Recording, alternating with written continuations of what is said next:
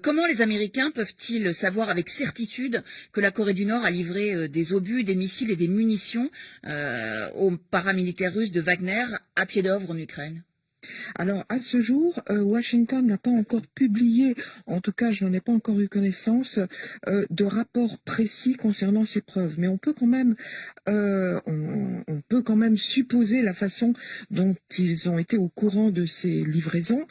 La Corée du Nord livre des armes aux pays africains depuis des années, parce qu'il ne faut pas oublier que la Corée du Nord, on le voit, a développé son programme balistique, son programme nucléaire, et a toujours fait de la vente d'armes, notamment dans les pays africains.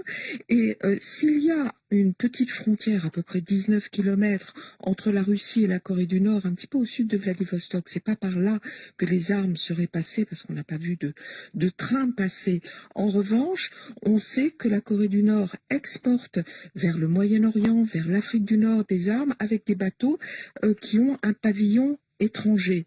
Donc, sachant que les rapports sont quand même excellents avec la Russie, que la Corée du Nord fait du trafic d'armes et vend encore des armes à l'étranger, c'est très plausible que les États-Unis aient eu connaissance de ces bateaux ou de bateaux arrivés par un pays tiers et que ce soit ces preuves qui un jour ou l'autre seront ou ne seront pas publiées. Alors que risque Pyongyang si les accusations américaines sont confirmées?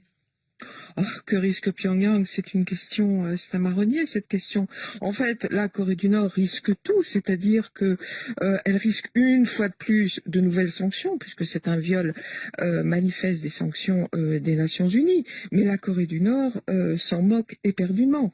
La Russie et le groupe Wagner ne sont plus à une sanction près. Donc, en fait, la Corée du Nord continue à vendre des armes. Le groupe Wagner les achète, mais le tout en impunité totale. On avait dit également, tout au début du conflit avec l'Ukraine, que la Corée du Nord avait envoyé des soldats combattre auprès des troupes russes. Mais on n'a pas eu de preuves non plus. Mais tout ça, ça reste dans l'ordre véritablement du plausible, et en vérité, ça ne m'étonne pas du tout. Amadou, vous avez une autre question pour Juliette Morillo. Oui, Charta, est-ce que la Corée du Sud joue-t-elle aussi un rôle important dans le conflit russo-ukrainien? Juliette.